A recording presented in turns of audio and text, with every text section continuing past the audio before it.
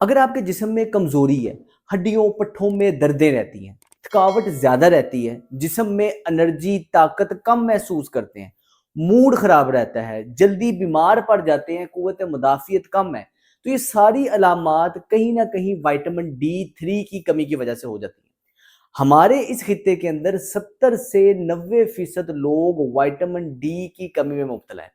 अगर आपके साथ ये मसला है तो आज की ये वीडियो आपके लिए बहुत ज़्यादा फायदेमंद होने वाली है। इसको आपने एंड तक लाज़मी देखना है और इसे ज़्यादा से ज़्यादा शेयर लाज़मी करना है, क्योंकि इसके अंदर मैं आपको कुछ ऐसी टिप्स देने वाला हूँ जिसको अगर आप फॉलो करेंगे तो ये सारी अलामात आपकी बेहतरी की तरफ आ जाएंगी और विटामिन D3 की कमी से आपको निजात मिल जाएगी।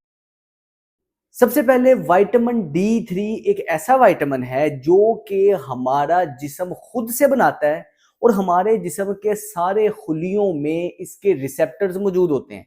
ये आपके जिस्म से सोजिश को, इन्फ्लेमेशन को कम करने के लिए नुमाया किरदार अदा करता है और इन्फ्लेमेशन ही हर बीमारी की जड़ है। हर बीमारी की शुरुआत इन्फ्लेमेशन से होती है। इसके अलावा आपकी कुव्वत मुदाफ़ियत को मजबूत रखने में विटामिन D3 का बड़ा कलीदी किरदार होता है। आपकी हड्डियों को मजबूत रखने में, आपके पट्ठों को ताकतवर रखने में विटामिन D3 का बहुत काम है।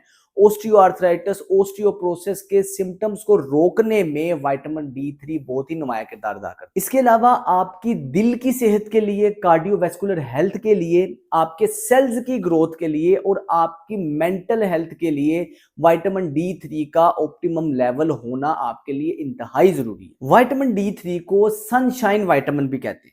अब सवाल ये पैदा होता है कि इस खित्ते में जहां सूरज अपनी मुकम्मल ताकत के साथ चमकता है, तो इसमें हम लोगों को, यहां रहने वाले लोगों को विटामिन D3 की कमी क्यों हो रही है? आज से कई साल पहले लोगों में इतनी विटामिन D3 की कमी नहीं थी, हड्डियां इतनी कमजोर नहीं थी, लेकिन आज विटामिन D3 की कमी क्यों होती जा रही है? इसके पीछे क्या वजह है? सबसे पहले ये समझना बड़ा जरूरी है। इसकी कुछ वजूहात हैं, पहले ये वजूहात समझते हैं, फिर इसके हल की जाने बढ़ते हैं कि इसका हल क्या है। सबसे पहले आपने ये समझना है कि सूरज जमीन पे जो पड़ रहा होता है वो खास, उसकी रोशनी का एक खास स्पेक्ट्रम होता है। सूरज से अल्ट्रावायलेट शुआएं आपके जिस्म पे पड़ती हैं और आपका जिस्म खुद ब खुद कोलेस्ट्रॉल की मदद से विटामिन D3 बनाना शुरू कर देता है। लेकिन सूरज की जोन सी अल्ट्रावायलेट रेज हमारे जिस्म को चाहिए होती हैं, वो है अल्ट्रावायलेट बी रेज।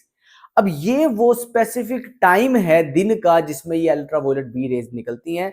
अगर इस टाइम के अंदर आपका धूप का एक्सपोजर होगा तो आपका जिस्म खुद ब खुद विटामिन D बनाना शुरू कर देगा। लेकिन अगर इस टाइम पे धूप आपको नहीं लगेगी तो विटामिन D नहीं बनेगा।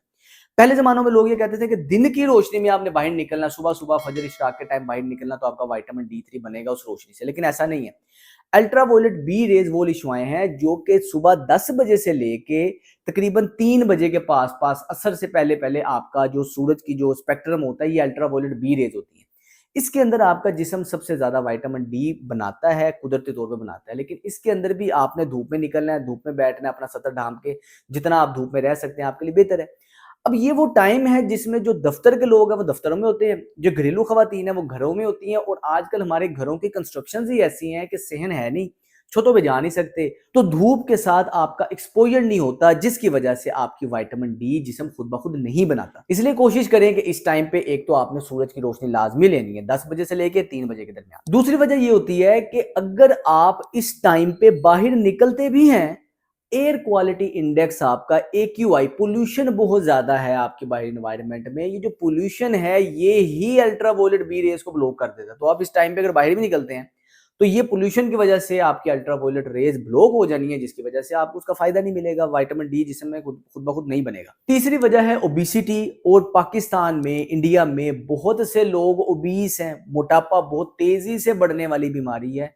रिसर्च ये कहती है कि अगर आप ओबीस होंगे, मोटे होंगे, तो विटामिन D की एब्जॉर्प्शन कुदरती तौर पे आपके जिस्म में कम होती है। आपका जिस्म खुद ब खुद विटामिन D की सिंथेसिस कम से कम करता है। इसके अलावा कुछ ऐसी बीमारियां हैं जैसे कि शुगर का मसला, थायराइड का मसला, इसकी वजह से भी आप कुदरती तौर पे विटामिन D को सही तरीके से अब्जॉर्ब नहीं कर पाते और आपका जिस्म इसको सही तरीके से सिंथेसाइज नहीं कर पाता, और इसकी मेडिकेशंस के भी कई दफा साइड इफेक्ट्स की वजह से आपका जिस्म विटामिन D को सही तरह से यूटिलाइज नहीं कर पाता, इस्तेमाल नहीं कर पाता। तो अब इसका हल क्या है? किस तरह हम अपने जिस्म में विटामिन D की कमी को पूरा कर सकते हैं और अपनी सेहत को बेहतर कर सकते हैं? सबसे पहला इसके लिए आपका स्टेप ये है कि आपने अपने विटामिन डी लेवल को चेक करना है कि आप किस लेवल पे खड़े हैं, आपका करंट स्टेटस क्या है विटामिन डी का। आसान सा टेस्ट है, किसी भी आप लैब से ये करवा सकते हैं। इसको कहते हैं 25 हाइड्रोक्सी विटामिन डी 3 टेस्ट। आपने ब्लड के डी 3 लेवल इस टेस्ट से चेक करवा लें। इससे आपको पता चल जाएगा कि आपके जो डी 3 लेवल हैं, आया कि वो कम है, सिवियरली आप इसमें डेफिशिएंट हैं, मॉडरेट हैं, या टॉक्सिक लेवल पे पहुंच चुके हैं, यानी कि बहुत ज्यादा हो चुके हैं। मैंने अपनी प्रैक्टिस के अंदर ही देखा है कि जिन लोगों के विटामिन डी लेवल 50 से 70 के दरमियान होते हैं, उनमें दर्द की शिद्दत में कमी वाज़िया तौर पे नुमायां होना शुरू हो जाती है और उनकी हड्डियां भी मजबूत होती हैं। इसके अलावा कई फंक्शनल मेडिसिन एक्सपर्ट ये कहते हैं कि विटामिन डी की जो ऑप्टिमम रेंज होनी चाहिए वो आपकी 50 से 70 के दरमियान होनी चाहिए। इससे ज़्यादा भी अच्छी नहीं है, इससे कम भी अच्छी नहीं है। तो कोशिश करें विटामिन डी लेवल को चेक करवाएं और आपकी ऑप्टिमम रेंज 50 से 70 है तो ये आपके लिए बहुत ही अच्छा है। दूसरे नंबर पे आपने ये काम करना है कि खुराक के अंदर उन चीज़ों को तरजीह दें जो कि कुदरती तौर पे विटामिन डी में इनरिच हैं, जो कि आपका जिस्म जिसकी वजह से कुदरती तौर पे विटामिन डी बनाता है, जिसके अंदर कुदरती तौर पे विटामिन डी मौजूद होता है। जिसमें सबसे पहले बारी आ जाती है मछली की। आपने मछली खानी है, चर्बी वाली फैटी फिश लाजमी अपनी खुराक के अंदर शामिल करनी है। मैं अपने मरीजों को कहता हूँ कि हफ्ते में कम से कम 2 से 3 बार मछली लाजमी खाएं। बाजारी मछली ना खाएं, घर की बनी हुई मछली खाएं, उसका ज़्यादा फायदा है। दूसरे नंबर पे अंडा लाजमी खाएं। अंडे आपके लिए इंतहाई फायदेमंद है, आपको प्रोटीन भी मिल जाता है, आपको इसका भी फायदा हो जाता है, विटामिन डी भी मिल जाता है, लेकिन जर्दी समेत खाएं, क्योंकि प्रोटीन के जो मैक्सिमम फायदा देने वाले न्यूट्रिएंट्स आपके जर्दी में होते हैं। लोग जर्दी छोड़ देते हैं, सफेदी खाते रहते हैं और समझते हैं इससे फायदा होगा, ऐसा नहीं होगा। जर्दी आपने इसकी लाजमी खानी है। इसके अलावा रेड मीट आपने अपनी खुराक के अंदर लाजमी शामिल करना है। कोशिश करें नट्स वगैरह आपके खुराक के अंदर, ये जो आपके बादाम पिस्ते काजू है, ये लाजमी शामिल करें, इसमें हेल्दी फैट्स होते हैं। घर के अंदर आपने मक्खन को लाजमी तरजीह देनी है, अपनी खुराक के अंदर मक्खन लाजमी शामिल करें, देसी घी का इस्तेमाल लाजमी करें। और अगर आप कोई कुकिंग ऑयल वगैरह इस्तेमाल करते हैं तो ये आपने कोशिश करनी है कि बाजारी कुकिंग ऑयल को इस्तेमाल नहीं करना। ये रिफाइंड कुकिंग ऑयल्स होते हैं, इसका इतना ज़्यादा फायदा नहीं होता, प्रोसेस्ड होते हैं। आपको चाहिए कोहलू से निकला हुआ तेल। कोहलू आराम से मिल जाते हैं, लोगों ने कोहलू लगाए हुए हैं, पंसारियों ने कोहलू लगाए हुए हैं। तो आपने कनोला के बीज कोहलू पे लेके जाने हैं, तेल निकलवाना है और वो एक्स्ट्रा वर्जिन कनोला ऑयल वो ही घर में इस्तेमाल करें। उसी की वजह से आपका जिस्म कुदरती तौर पे विटामिन डी को बनाएगा और आपकी सेहत बेहतरी की तरफ आएगी, आपके दिल की सेहत बेहतरी की तरफ आएगी। तीसरा स्टेप आपने ये करना है कि डाइट अच्छी लेने के साथ साथ आपने विटामिन डी 3 का सप्लीमेंट लाजमी लेना है।